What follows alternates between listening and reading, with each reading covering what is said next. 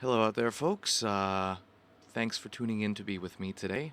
In this video, I'm going to go through my quick down and dirty method for grinding out faction reputation with the Empire. It's taken me a little while to get this down pat, but got a pretty good system going right now. So without further ado, let's get going. It's actually a pretty quick evolution here. Basically, you go through the different modes, you stack missions. You don't have to pick just the Imperial missions.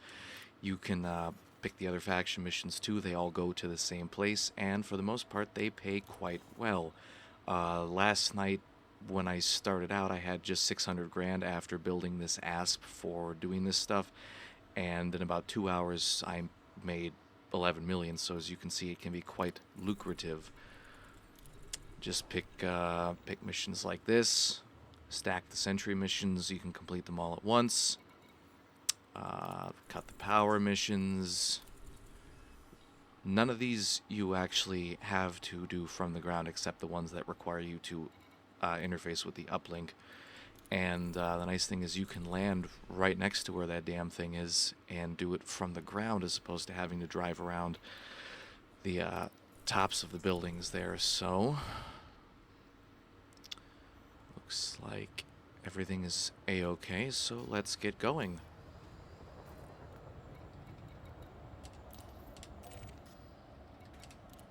Ship released. Engines engaged.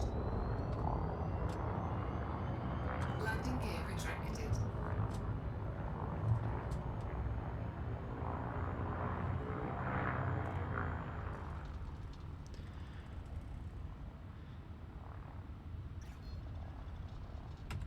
Frameshift drive charging. 4, 3, 2, 1. Engage.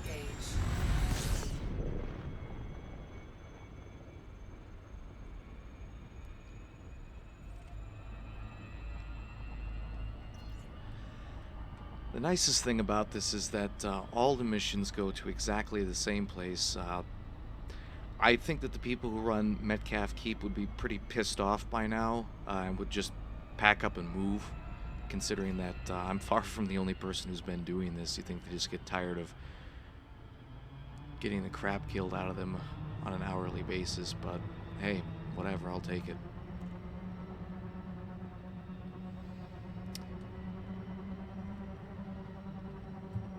Just want to skim along the planet here.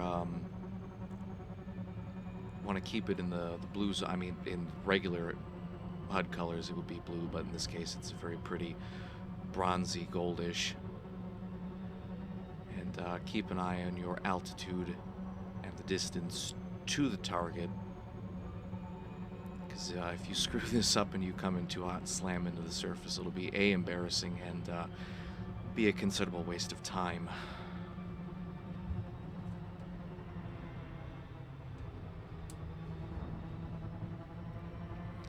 Pick up some altitude and some speed.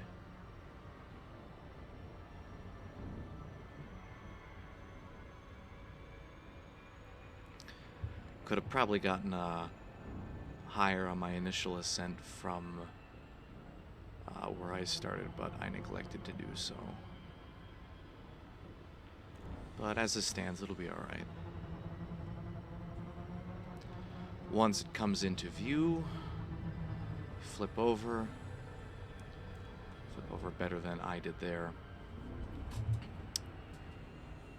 Now you drop from orbital cruise into your glide at 25 kilometers, and typically you want to hit that anywhere between 60 to 50 kilometers from your target. That'll put you out within about 10 kilometers, depending upon the size of your ship, after the glide. Takes a little finagling, and of course, the heavier and larger your ship is, the more you're going to want to kind of scale it back. Because, again, I haven't done this in my Python, but I would be somewhat afraid of doing it. As you can see, we'll probably be alright here.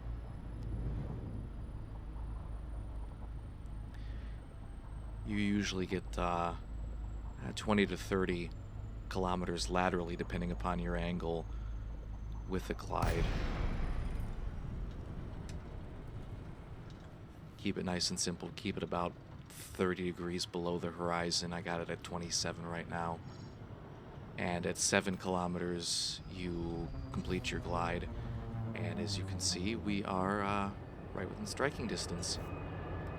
At the end of the video, I'll run down the loading I have in this asp, but you don't really need a lot to do this. All the missions are pretty simple. All the ones that require you to cut the power or destroy a generator to open up the doors or whatnot. As you can see, with each one of these clusters of the anti-air defenses, I guess anti-ground too, there is a generator right in the middle. And some clever use of lateral thrusters. And bam, we've just cleared half of the missions. And it's just a lot easier if you do all of them. Just fewer things that can shoot at you when you're on the ground. And they won't really do anything about you in the base until you get within 2.5 kilometers of them. Doesn't matter either laterally or vertically in this case. But again, I might have missed that one. Nope. The splash damage on these missiles really very effective for use against the ground, but pretty damn ineffective against anything else in game. There is another anti-aircraft battery located right up here, so you're going to want to take that out as well if you're going to be landing, and that takes out a considerable number of the other defenses as well. Now, as you get closer, you're going to awaken the Goliath that's going to be sitting somewhere around. Do not see it yet. As a matter of fact, I haven't been told I'm trespassing yet. Where the fuck is that thing? There it is.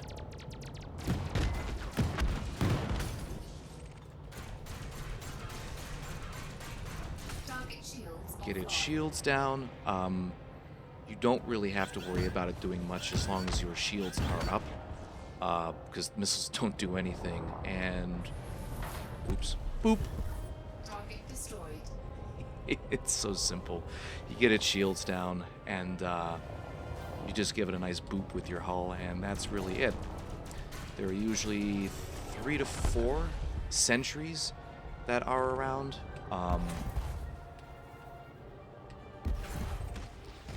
And, you know, if you have one of the sentry missions that's requiring you to kill more than like 3 or 4, you just come back and do it multiple times. Damn it.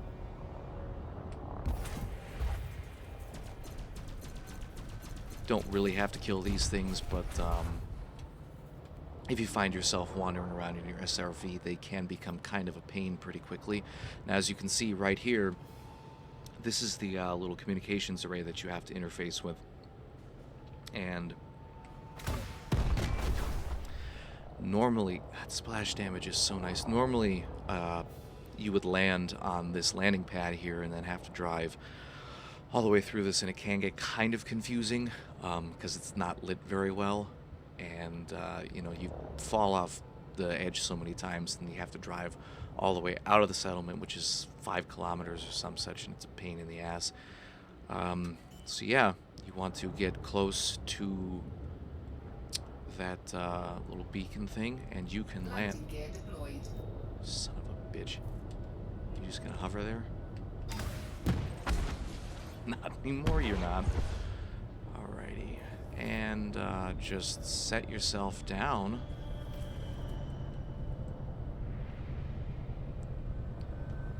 Sometimes... I've never noticed in my Viper that it was kind of finicky about where you can set down here, but in the ASP it is. It's kind of a rough landing. Damn it. Of course I would screw this up because I am recording. Not really sure why it's doing this.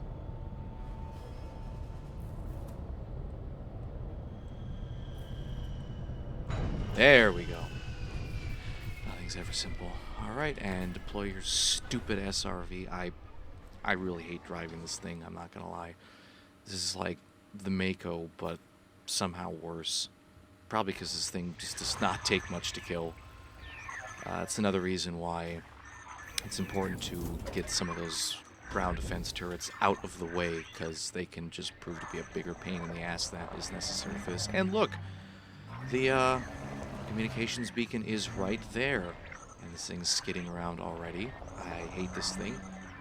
Just drive up to the wall, wait until you see the comms control active notification there, set your handbrake, deploy your little turret thing, and listen to the creepy Borg collective noises, target it, and once you see the little like curved reticle underneath the circle area, you can use whatever key is bound to the secondary fire, hold it down, scan it, and you've just cleared pretty much the rest of your missions, unless you have a couple more that involve getting rid of sentries.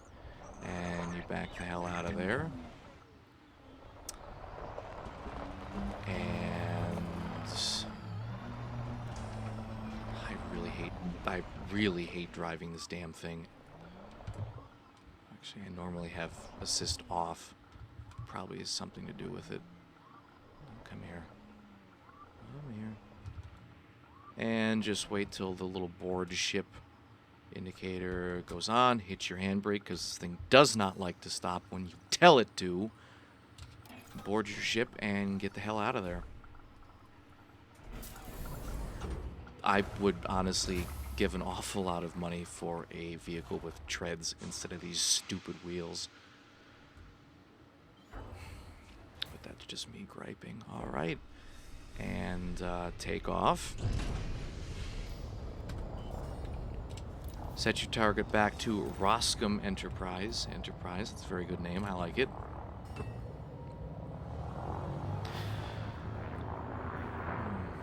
Point you at the sky, or point me at the sky if you're a fan of prog rock and you get it. Kudos to you. Once you clear the mass lock, pretty simple. This time I'll try to get a little more altitude. Didn't count down that time. I see how it is.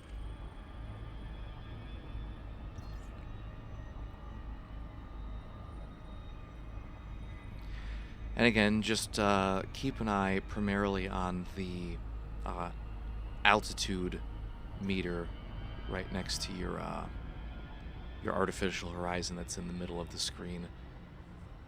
And keep an eye on your speed as well, because they increase together. And yeah, just again, keeping your angle in this, you know, in the range between -5 and 5 degrees around the 0, and you can hear the engines making that noise that they make when they are going quite fast, and that keeps you at a nice speed to cut the distance pretty quickly. You can go faster. You can also go at a higher or lower altitude. It really just depends. I know some people will leave the atmosphere entirely, or not the atmosphere, but they'll leave orbital cruise entirely and do it that way. Not really sure why, but flip. Oh shit! Keep forgetting that the Asp does not flip as well as my Viper did. All right, so we're still quite a ways away. So we don't want to come down quite that far. All right, and this should be sufficient. Normally...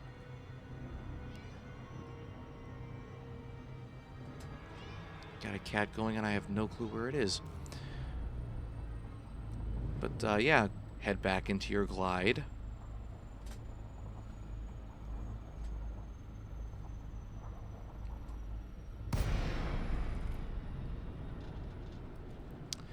And the ship's groaning and creaking. making you wonder just how well these things were really built. And this should kick us off right within comfortable range of Roscom Enterprise. Again, if you're doing this in a heavier ship, which I don't recommend, because if you screw up and you don't take out those anti-aircraft defenses before they can hit you, in a less nimble ship, they can actually chew your shields down pretty quickly, and once the Goliath starts pumping missiles out at you, your day can get pretty fucked up pretty quick. Docking request granted. Saw somebody try to do it in a Conda and had to actually use shield cell banks because they just wasn't nimble enough to become hard enough to hit. But a big part of it is, of course, your timing and your distance. You can, with missiles, I usually do it at about 3 kilometers. I believe that they'll go 4, but not much over that. And you do not want seeker missiles. Dumbfire missiles, you can probably even get away with 1 battery. I keep 2, just to be safe.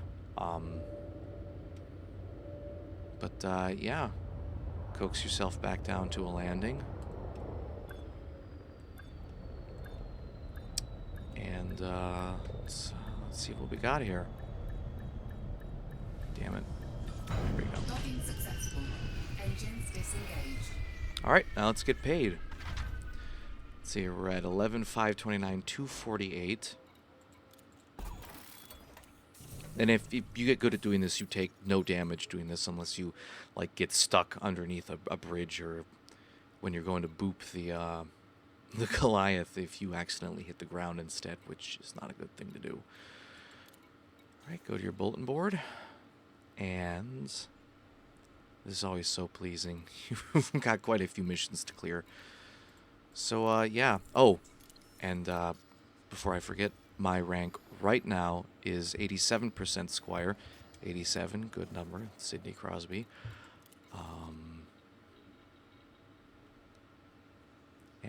It takes about maybe 6-7 minutes to switch between the modes and stack your missions, or you can just wait. I forget what the exact refresh time of the bulletin board is. I think it's between 10 to 15 minutes, could be less.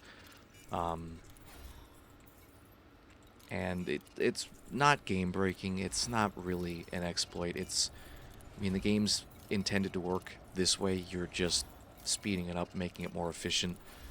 It's really no different than if you're doing the power play and you pay the, 100,000 credits to advance your power play allotment. It's really no different. And if you're going to complain that it's an exploit, then simply don't do it and shut the hell up. Because those of us who do enjoy playing the game otherwise don't really want to hear it. And yeah, doing that. Made 2 million credits. Not bad for about 30 minutes worth of work. It's better than I can do with mining, and I can make quite a lot of money mining. And let's take a look-see at our rank. Ha ha ha ha! 99%. I love it. All right. Usually, depending upon the number of missions you have and the number of the amount of reputation that they give you, some of them, most of them are medium. Some of them are high. You can, if you have the time or are so inclined, also load up on the surface retrieval missions. The planetary search and rescue ones can still be buggy, like half the damn missions in this game, but the ones that require you to shuttle things back and forth between the penal colony and what the hell's the other thing? There's another Finch Beacon. Those can get done pretty quickly too, but they are low reputation, low influence, so really unless you have absolutely nothing else to do, I don't recommend them. The surface salvage ones can be kind of hard because the RNG tends to be not very friendly in generating them. I will probably be making a video explaining how to do them, but again, low influence, low reputation. They can pay out decently, but not really worth the time when you have this other method available to you. So that's really it. I did promise that I would go over my loadout here. Before I was doing this, before I was doing this in an ASP, I was doing this in a Viper Mark IV, which I bought with, spare change basically that I had. And that's weird. It's transparent. This game is so buggy. Um, you don't need to spend a lot to have a good ship for doing this. I chose the Asp because for the naval ascension missions, sometimes you'll get ones that require you to shuttle a quantity of cargo between this and the station that actually orbits the larger planet. It's like 2 light seconds, very easy, but kind of a pain in the ass if you're tasked to do that. All you have is a Viper with like 8 tons of cargo space.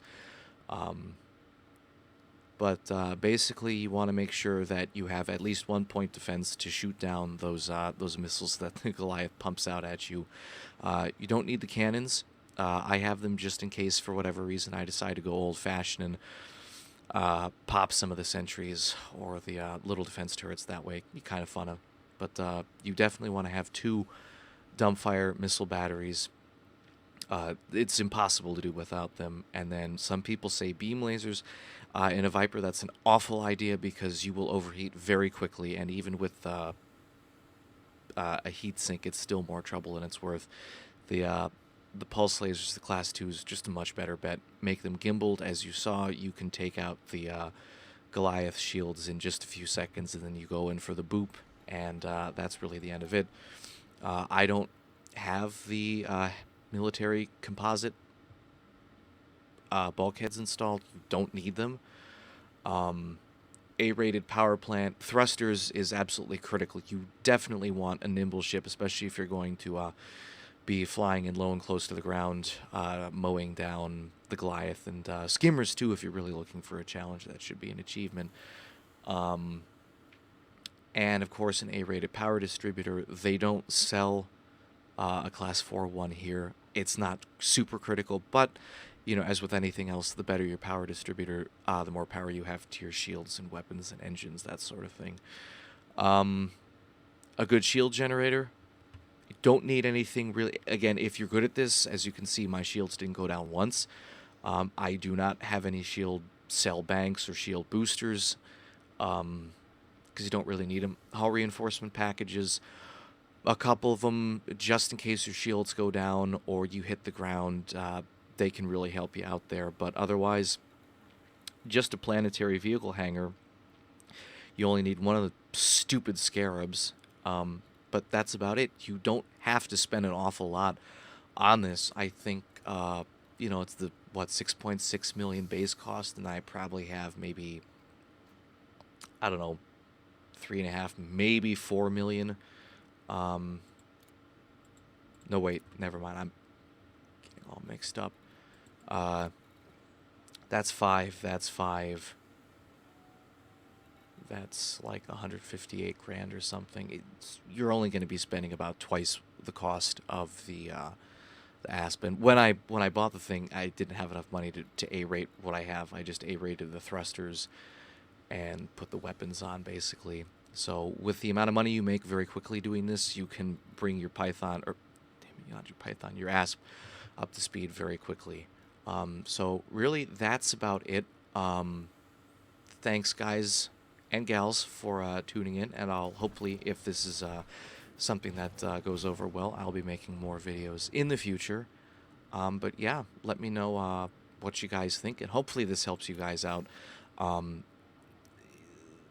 It's not as fast progression-wise as it used to be because it's not like the 17 Draconis with the Federation where you open up the bulletin board and you're just absolutely bombarded with donation missions. But the amount of donation missions that you get both here and elsewhere in the system increases dramatically the more missions you do here on the surface. I didn't get any this time, but there are plenty to be had. So also keep that in mind. Do I have any Ascension missions? Probably not. RNG can be kind of a bitch when generating them sometimes. No, not yet, but if I left and then came back or probably logged in and out, there would be some. But yeah, thanks for watching, and yeah, fly safe, Commanders.